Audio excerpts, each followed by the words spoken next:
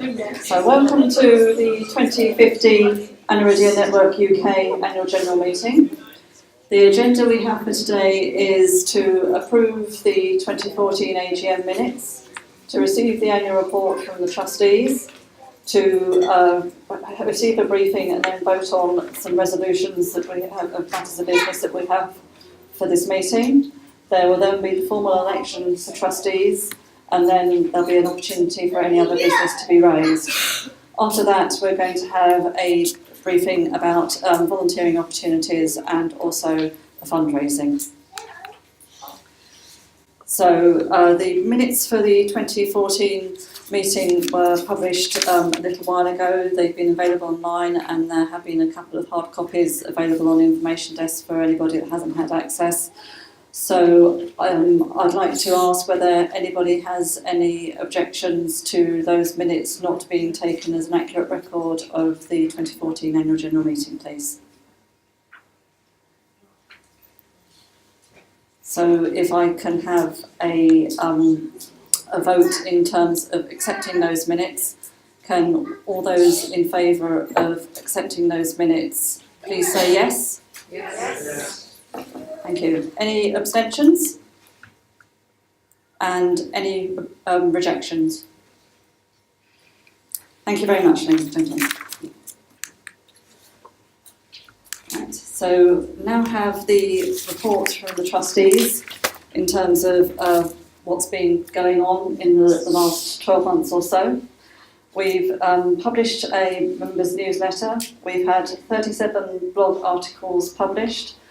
The befriending service has been contacted by 16 people, and so we've answered questions from as part of the befriending service and also in terms of general inquiries as well. The pupil passports were successfully launched and continuing to be developed, and they're in active service as well, so that's a great thing. On social media, we've had a terrific increase in the number of people that we're engaging with. That's gone up on average by 19%. Part of that, one of the campaigns we ran, as you heard this morning, was the No RS Selfies, and the RS Selfies campaign in connection with Rare Diseases Day back in February. So that was helped to raise quite a lot of awareness. There's also been a lot of work done over last year in terms of the organisation's constitution and how we can adapt and move forward to develop the organisation, which is going to be part of the formal business meeting resolution section of this meeting. And we've also been participating in research and focus groups to make basically so that people are better educated and more aware about aniridia and associated eye conditions. As we heard before lunch, there's also been quite a lot of activity within Aniridia Europe. The organisation has now grown so that it's got 10 associated bodies under its umbrella. There's also been a second European conference, which was this time last year, and the scientific committee has increased the work that it's done and is carrying on doing a lot of good work in that area as well. On the home side of things, on the events, we've obviously had today's conference, which the number of people we have has been successful, so thank you very much for all being here, and thank you to Heather and all the conference volunteers for helping to make the event happen. We've had meetups during the year, and so those have been certainly interesting and successful. If anybody wants to organise a meetup in their own area, then please do let us know. We can help you with the publicity and sort of suggestions about work venues that work well, and how, if you want to structure it or have any sort of topics or help raise awareness of anything, we can help you on that. So please get in touch. Getting in more into the depth in terms of the social media side of things, we've had a fantastic increase in terms of our Facebook connections. That's up by 76. So we are now over 600 followers on Facebook, and on Twitter we've had an increase of 101 followers there. So that's a terrific increase. We've also still got the YouTube and the audio Twitter and Google Plus side of things as well, which we're continuing to try and develop, and we continue to monitor various media for mentions of eye conditions in Aniridia in particular. And on the membership side of things, we have run into the 600 barrier now. We're now up to 635 people that are registered with us as members.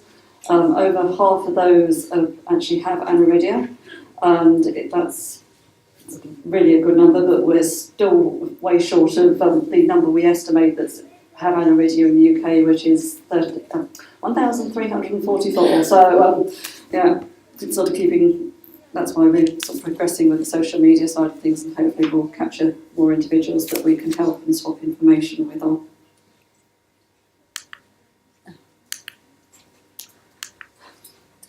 Right. So for those people that are into numbers rather than just statistics, we've had a very good year on the income side of things, thanks to some very successful fundraising activities. A lot of those were one-offs, so although it's been a very healthy year for income for us, we don't necessarily expect that to be replicated next year. There's been a good continuing level of fundraising underneath those one-off ones, but we're not going to be lulled into a false sense of security. In terms of these numbers are available in other formats, so if you want to see the detailed numbers situation, let us know and we'll send those over to you rather than trying to take it all in, and it'll be a bit boring to go through it verbatim right now as well. The income side of things, as I say, has been quite successful. The expenditure side of things has been relatively static because we've been running conference and other events, and there's been travel expenses so that we can attend other medical panels and focus groups and things, so that's not seen a significant jump in the way that the income has. To put that into a bit of perspective, on the expenditure side of things, the majority of the costs for last year were the conference.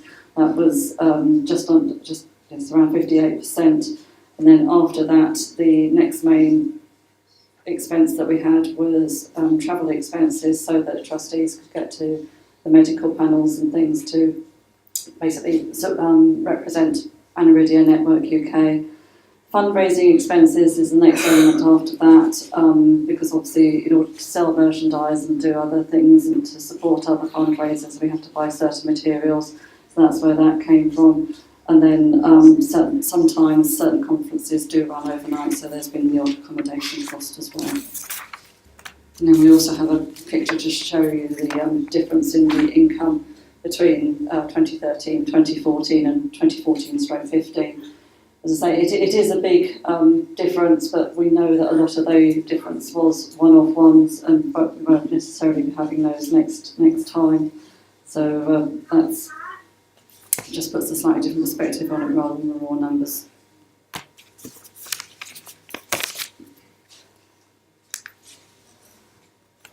As Katie alluded to earlier, a lot of all the stuff that we do wouldn't be possible without the number of the volunteers that we have, whether it's for one-off events like today or whether it's to carry on doing the back office work during the year. So thank you for everybody that's made a contribution, whether it's been sorting out collection tins, whether it's been doing paperwork, whether it's been doing making phone calls to help people keep in touch. It all definitely helps. And within the volunteers that we obviously have the trustee body, which at the moment consists of Katie Atkinson as chair, Ben Rendell as treasurer, myself as secretary, and then in addition to that we have James Biller, Jenny Langley, Liz Atkinson, Chris Moore, Mary Cox and Craig Anion, who have various portfolios to contend with. James looks after the social media and the IT and the website side of things for us. Jenny acts as our WAGA liaison and also helps handle inquiries, and Mary's been helping with that this year as well. And Liz, as you'll see from today, looks after the fundraising side of things for us, in addition to the formal secretary and treasurer stuff that Ben and I do which is a requirement from the Charities Commission that we have to have those positions. So I'd like to open it up now. Based on the Trustees' report, does anybody have any questions they'd like to ask the Trustees about what's been going on this year, or any information that you feel you would like to have? Okay, and obviously if you want to ask any other questions, then come and see us individually at any other time. So that side of things out of the way, I'd like to hand over to James to take us through the resolution side of things. Okay. Aniridia Network UK is a charity. However, there are different types of charities. There are different ways that they are constituted and set up in how they're governed. We are currently an unincorporated association. I apologise in advance for some of the jargon in this bit. That basically means that the organisation is kind of made up of all of us, with you as members and us as trustees, and the trustees run it on your behalf, your auspices. What that means, though, is that the organisation itself doesn't have a legal entity. We have to kind of manage it personally. When we sign a contract, a trustee has to put their name on it, and they are then responsible for it, along with the rest of the board personally. Okay? So if there is a problem of some legal kind, the trustees themselves are currently personally liable between them.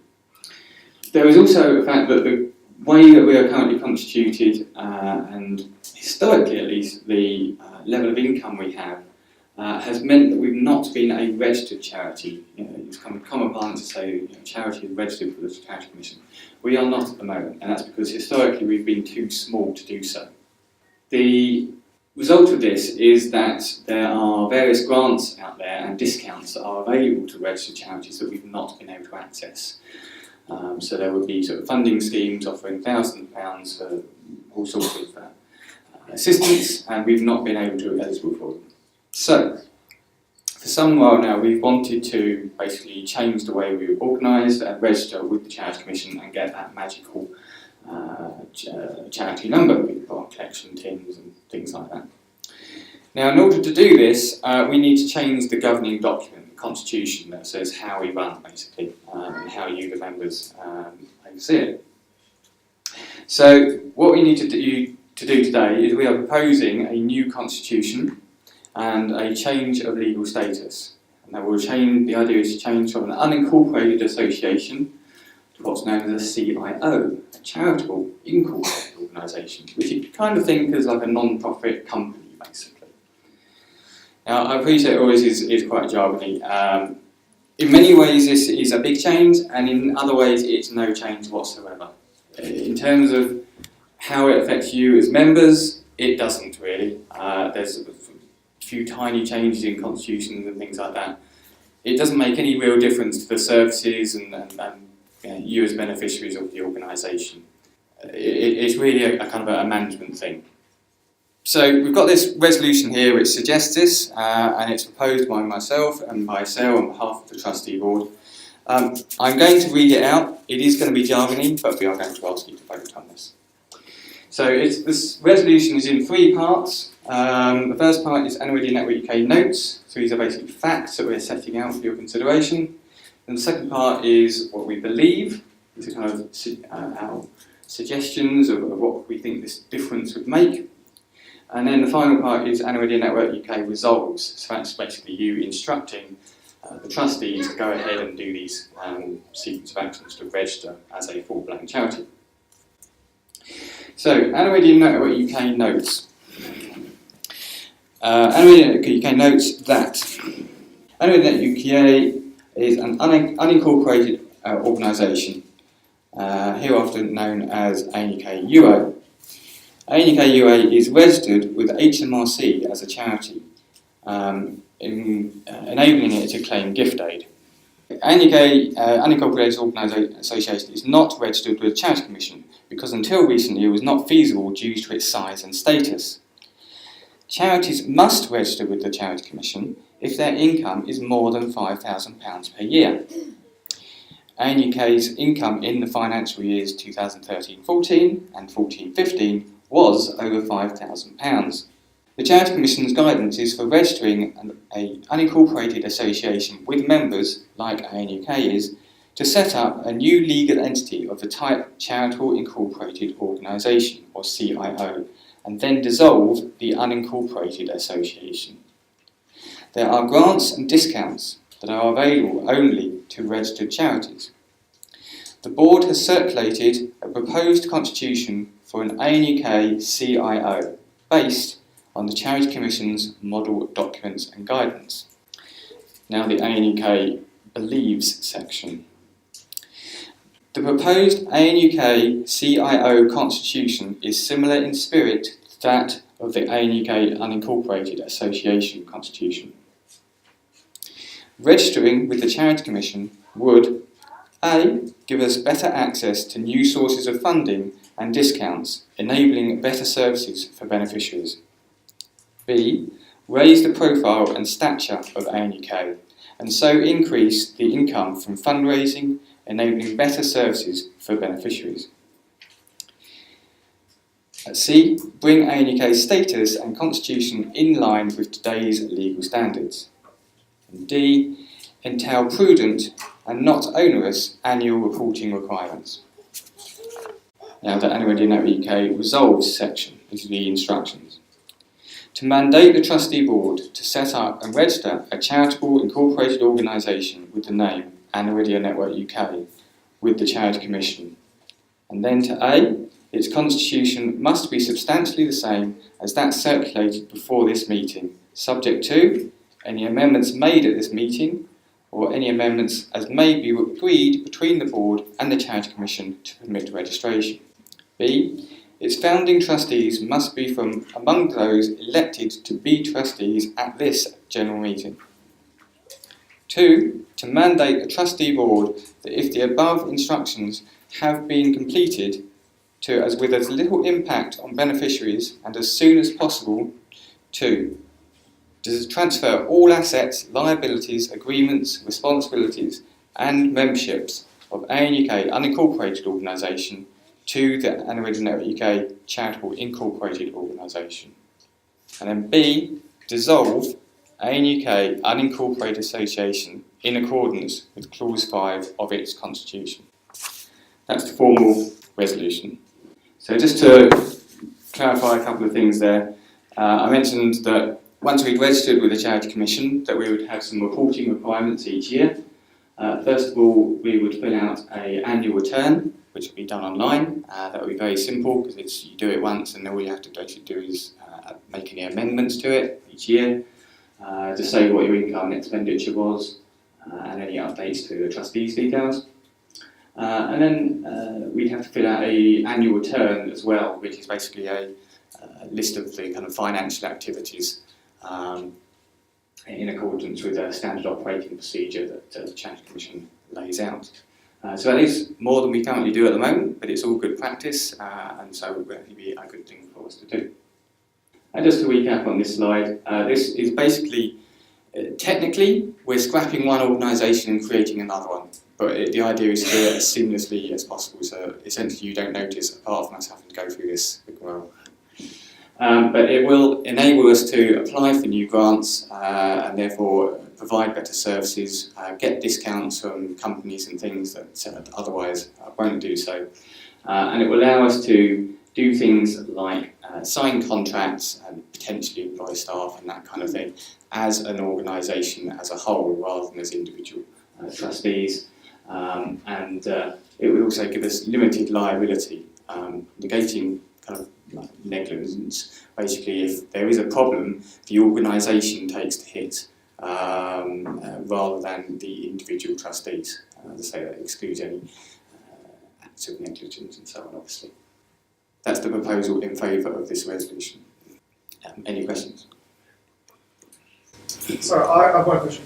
You said, it's been said a few times about that the reason we haven't done it before is because we were too small. Yes. And the thing that's changed is that the income is above 5,000. Are we hopeful that that will maintain in future years, and what happens if we don't get 5,000 each year?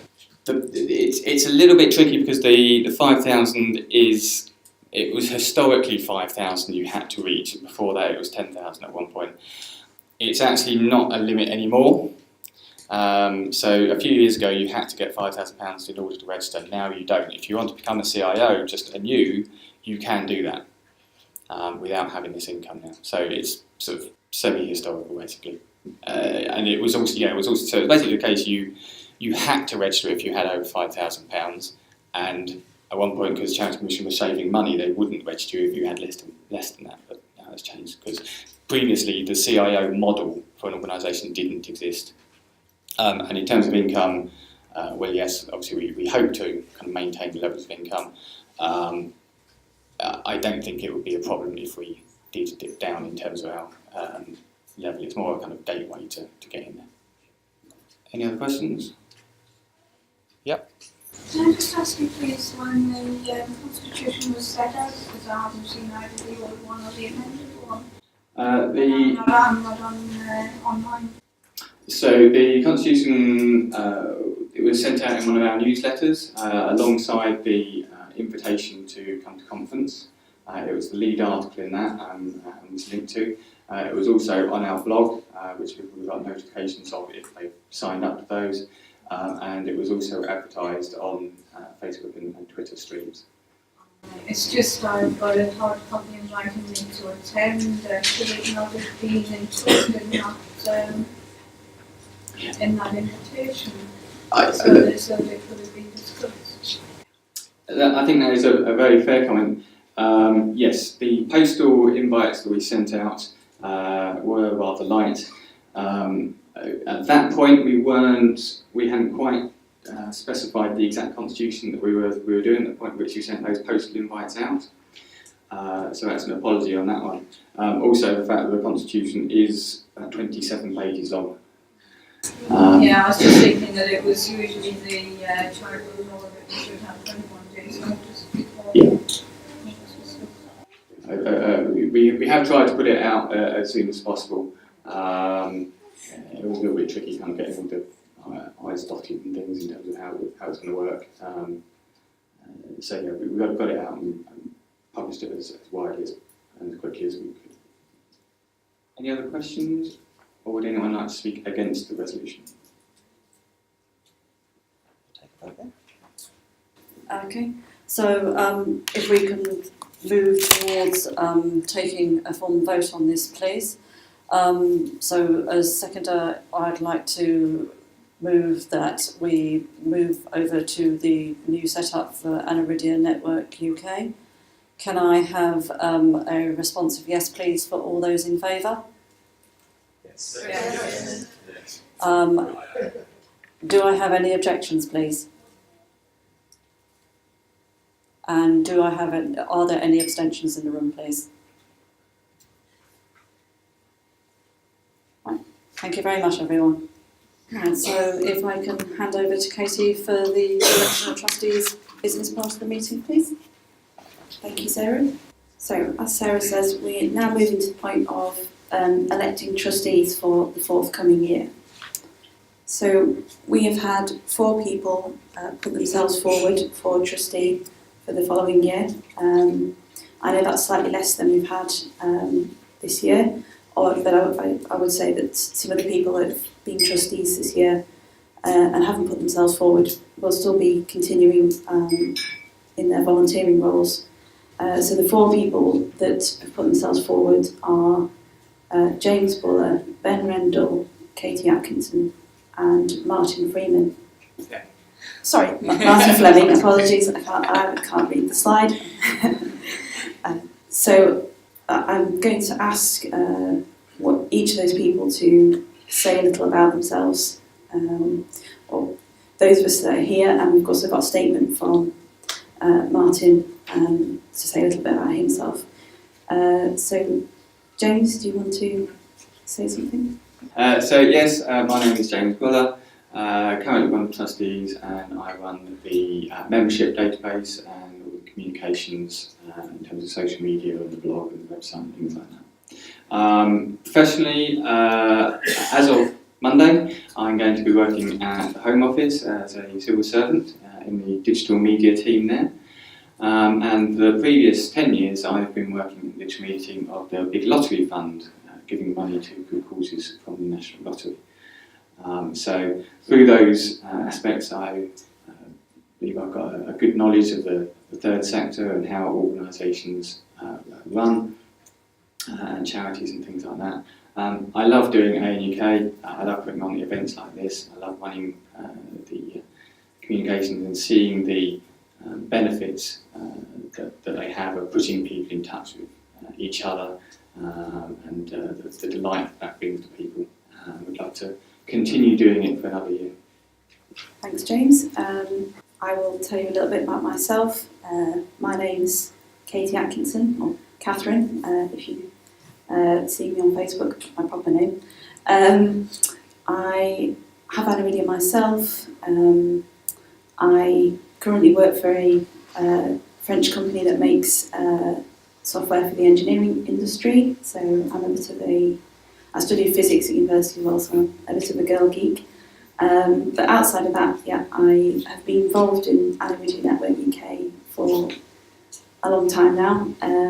Attended the first meeting, been involved in some way ever since. I'm currently also a member of the board of Aniridia Europe, representing the UK for that organisation.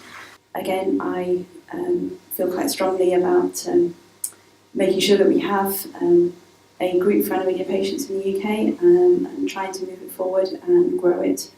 And I'd be really keen to carry on playing my part in that.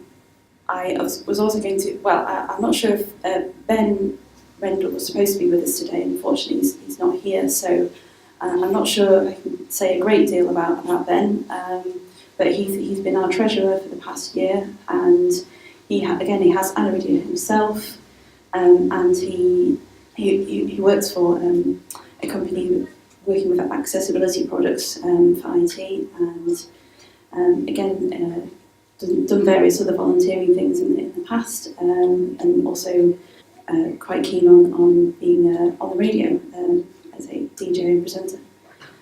So that's a little bit about Ben. We also have a statement from Martin, but I think Lynn's going to read that out for us. This is from somebody who's actually very new to ANUK, so I'm going to read his statement for you. My name is Martin Fleming, and both my young son and I have Aniridia. I have recently moved to England from Ireland and just joined ANUK this year. My background is in computing and telecoms, and I am also a business and wellness coach. At present, I am volunteering in areas relating to families, children and youth around disability. My skills and competencies include interpersonal skills, being a trained parent mentor for the Irish Society for Prevention of Cruelty to Children, and teaching IT skills. I feel that not only can I bring a range of skills to ANUK, but I will also learn a lot from being actively involved as a trustee. Thank you. So those are the 4 people that have put themselves forward to be a trustee. Technically we do have to receive the nominations before we start the AGM, but if anybody else would be interested in becoming a trustee, then please come and speak to us afterwards and we can tell you more about it. So now I'd like to move to actually electing people as trustees. So firstly, what I would suggest is, if there are no objections, we would look to just do one vote to vote all of these people to be a trustee, rather than doing 4 votes individually. So I'm going to ask all of you, are you in favour of doing one single vote for this? If you're in favour, please say yes. Yes. Any objections to doing one single vote? Okay, so now I would like to ask you, are you in favour of electing these 4 people as trustees? Yes. And any objections? Or any abstentions? Okay, thank you. So now I'd just like to ask if there's any other business, any topics that anybody would like to raise as part of the annual general meeting. Okay, I take that as a no, unless anybody put their hand up and I can see. Shout if that's the case. Of course, again, you're always welcome to come and ask questions individually or give us your feedback individually later. So that's the end of the formal part of the meeting, but I'd just like to talk to you a bit about the volunteering roles that are also available. So, as I said earlier, there is a wide range of volunteering roles available. We have the conference and the events. It takes a large team of people to organise a conference like this, and there's a lot of ways of getting involved, from being on the conference committee, organising it throughout the year, to simply helping out on the day. For example, the people who are helping the guide dog owners take their dogs out at lunchtime. So there's everything from the large to the small. We also have our other events, our meetups, and we're always looking for people to organise one of those. We can help you with that. We also have fundraising, that's a particularly important thing, and we always need volunteers for that. There's obviously the opportunity to organise a fundraising event yourself, and there's also helping us to coordinate the fundraising, collecting collection tins, giving advice to other fundraisers, and just helping with general organisation of it as well as the fundraising itself. We need people to help us maintain our membership database, make regular contact with our members, keep up to date with them, make sure that we've got the correct details, and that takes a team of people to do as well. So we'd be really keen to hear of people who'd be willing to help us out with doing that. We also we have the social media. It takes quite a lot of time to keep an eye on what's going on social media in terms of news and articles and interesting items related to Aniridia. So we're always looking for people to help us with that. We also have creating content for our website and our newsletter.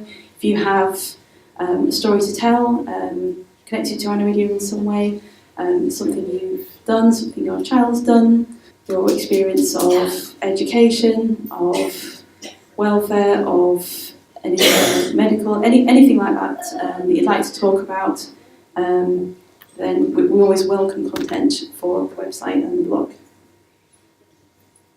We're also in need of a volunteer coordinator, because obviously if you've got a lot of volunteers, you need someone to organise them.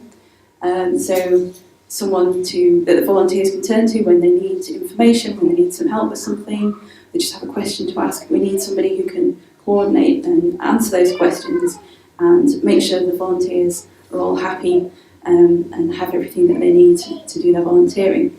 So if you would be interested in that, we'd be really keen to hear from you.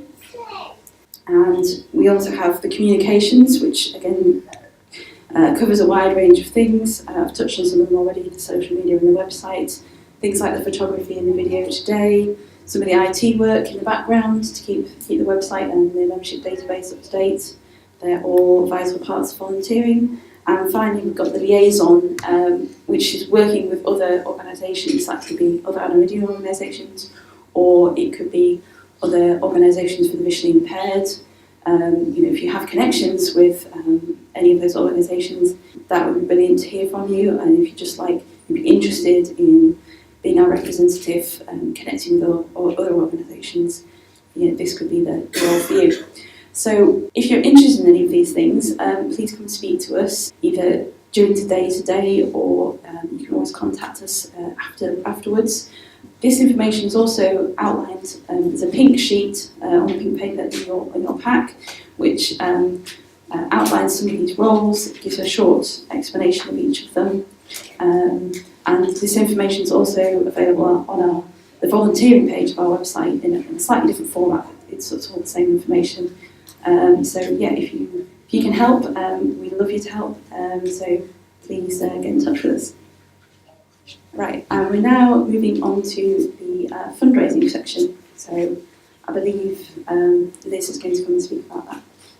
I'm Liz Atkinson. I've been having the fundraising over the year. Got ideas really for future events. We're always looking at sponsored events. They're a good fundraiser for us. If you feel you can get involved in anything like that, we'd be very grateful. They work very well for us. They tend to raise quite a lot of money. going to speak about somebody in a little moment or two, and she's going to come up. Fun days, cake sales. Victoria did us a very good one. Victoria Toffel is here somewhere. There she is.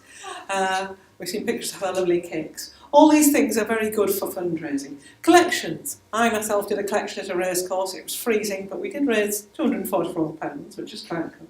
Coffee mornings. They're old-fashioned, but they do raise money, so we hope you help. If you feel you can do anything like this or any new ideas, do let us know.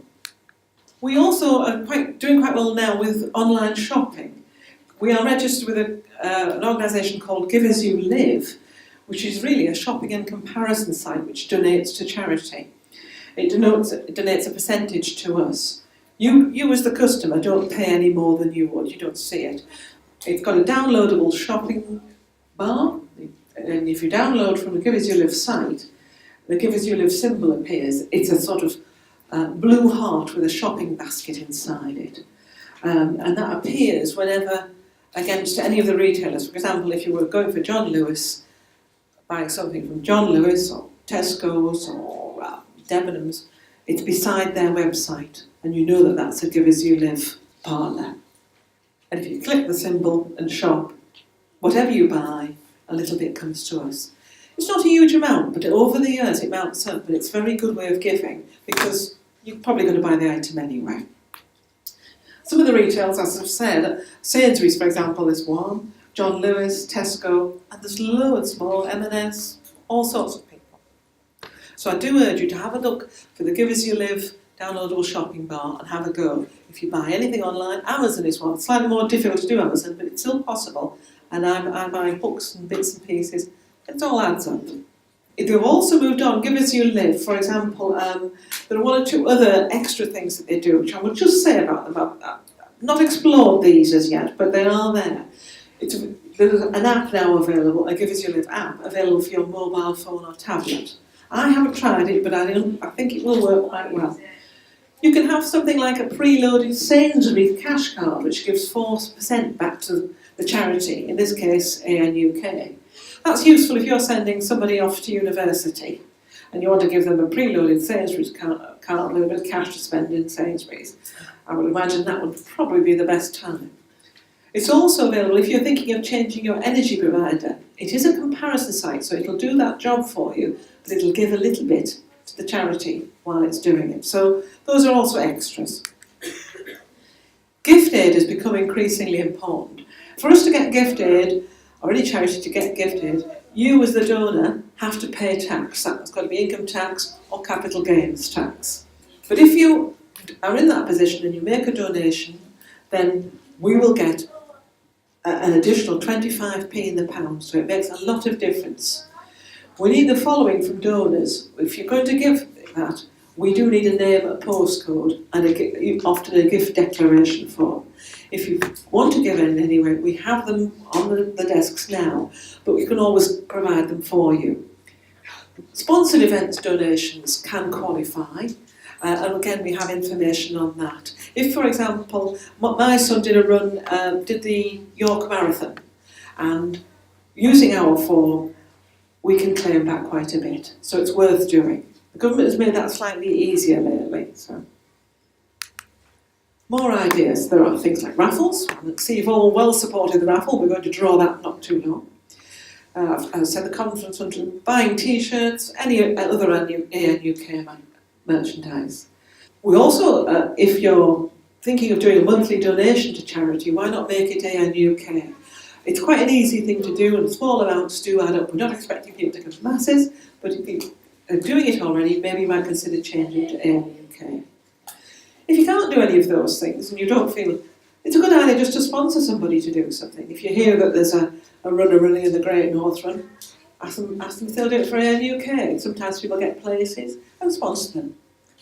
I just wanted, before I do finish, we had some very good sponsored events over the last year. One in particular, there was some very, I don't like to say that any was worth more or less than another, but we had Riley, and I would like Riley to come up. Riley Blissett is 11, am I right? I'd like her to come up because she's actually here. And she did a very unusual sponsored day, and she was looking very shy. And I was, but she did. I'm not going to put her on the spot unless she wants to be. But I just would like to say a particular thank you, because what Riley did, do you want to say what you did? No, she doesn't want to say what she did. But what she did, she went round with a blindfold on all day. And that was very hard for you, wasn't it? She went to school and she got sponsorship, and it doesn't seem quite so hard, but when you actually do it, it's very, very difficult. She did that because she's got a sister with Aniridia, and she appreciates how tough that is, I think, don't you? She's a very good girl, and do you want to know how much she raised? I was absolutely astonished. Do you want to tell them? She's shy. She raised £1,007, which I think is a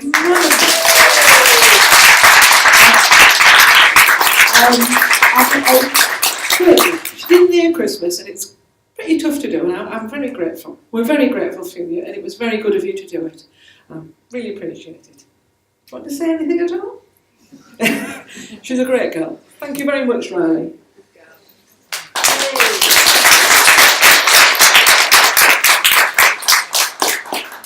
So really, just to finish, if you're thinking of supporting a charity, try and make Anarchy your choice. We all get asked lots from charities. It'd be nice if you thought of us first. All donations are welcome. Even if it's only something very small, it's still great for us. Do let us know if you want to help or you've got ideas. I would never have thought of the idea that Riley had, and Riley and her mum had. So, there's always new things. We will try and provide you a fundraising pack and other useful information and publicise your event. There is a fundraising sheet in your folder for additional information, and please have a look, and if you feel you can do anything, we would be grateful. And that's where you can find out a little bit more. The contact details at fundraising@aniridia.org.uk. Okay, thank you. Thank you very much, everyone.